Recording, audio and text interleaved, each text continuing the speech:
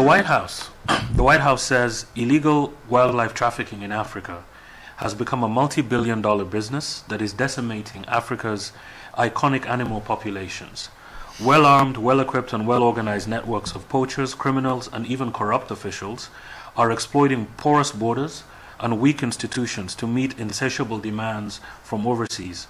For African nations, rhino, elephants, and other wildlife represent a valuable, renewable natural resource vital to the growing tourism industry as well as the identities of many regional communities. Faced by coordinated, heavily armed poachers, African nations increasingly are asking their militaries and security forces to step in and try to stem the tide in illegal trafficking. Our guests, Marius Roos and Scott Williams, have just briefed the Africa Center for Strategic Studies on the counter-poaching situation in South Africa, which also affects neighboring and regional nations.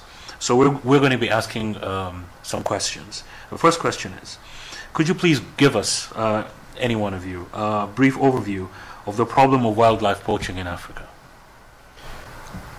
I would say, Africa is the continent where supply meets demand. That's the first thing that everyone needs to realize. And you've got ruthless organizations out there, criminal syndicates, who are utilizing this to their advantage, taking advantage of the poor communities, of the poor people.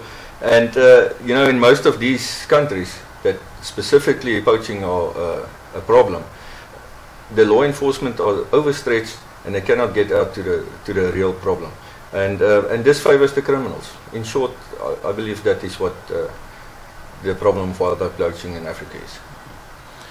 On the surface, this problem seems more like a law enforcement matter than a military mission. What is the appropriate role, in your opinion, of national security forces or military forces, for that matter, in countering wildlife poaching? Again, I think the answer is in being jointly organized. We need multi-agency cooperation between all facets. We must make sure that it's the task of not only one agency. This is an Africa problem. This is a worldwide problem and needs to be addressed in that way. It's a global problem. And it should be, as we call in the military, addressed in the gym fashion. It must be joint, interagency, and multifaceted. So I'm going to go a bit in the same sense. Given the fact that many African countries, for example, already have quasi-military units dealing with wildlife protection, what's the best model for you for a closer military cooperation, let's say, between the military and those paramilitary units? Sound intelligence. What I mean by that is if we do not have intelligence, we cannot tackle this problem. We need to understand it, first of all, and we need to clear the problem from the outside. If we do not have intelligence, if we do not have eyes and ears on the poachers themselves, we will not succeed. I don't know if you want to expand on that. Yeah, the one thing I would expand on is that we have to get the community involved. If you start to look at it and say, well, these people care more about an animal than they do the poacher who they're shooting, we have a serious problem. So it's getting the awareness out there of what the value of these animals are to the people and getting them to buy in and help actually stop it. And that's the value of intelligence in that area. But do you think also that, as some people may worry, that the military environment will be more like evolving, like bush warfare between the poachers and the police? Do you think that that can escalate to that level of warfare? Well, that's already the case. That's already the case.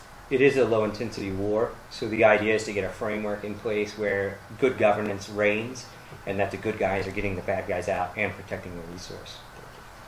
You also notice that here in the United States, for example, the president has launched a presidential task force on wildlife trafficking.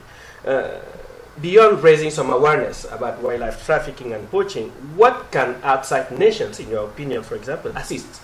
How can they assist in reversing that trend in the poaching? I think, first of all, technology contribution. It's a huge part of this. We need to fight it at the right level. And then secondly, funding of informant networks. As I said previously, sound intelligence is the key to this. And if we have not got funding, we must fire with fire. So, finally, what should the Africa Center, research center like ours, do or know about poaching, and what should we know about your effort? And how can we assist you, for example? You know, we have got a strategic plan, which I think is all important. If you do not have a plan and a strategy to go forward, you will never get somewhere. We are looking at this at the cost of ownership as well. We must have realized that the cost of ownership of our environmental assets have increased dramatically. And if we do not have a strategy as well as the cost of ownership, these assets will be the last on the planet. We will be talking about the big four, not the big five anymore, for instance. And that's what we are up against. And international cooperation in that regard is crucial. Yeah, I think it's important to understand that the end user is not specifically in Africa at all. So it's a global issue. And the sharing of information on how we take that on across the globe to take these syndicates down is a very, very important thing for people who have the strategic mindset that you have to help push that message across. Excellent. Are there any lessons learned from a policy perspective? From a policing perspective? From a policy perspective. I think, yes, sound intelligence works. As I said previously, the key role of the communities, you must give them ownership. It's something that we haven't touched before, but the community involvement is very important. We must address the cause, not the symptom. You know, if we cannot realize what we're dealing with, we're never going to succeed. We also say clear the parks from the outside, meaning let's prevent the poacher from getting to the park and not chasing him after he has done the poaching deed. And good cross-border cooperation. You know, good neighbors are good neighbors, and we would like to keep it that way. The cooperation between them is critical. Okay, well, Mr. Marius Roos and Scott Williams, thank you very much. It's been a pleasure having you at the Africa Center. Thank you. Thank you very much.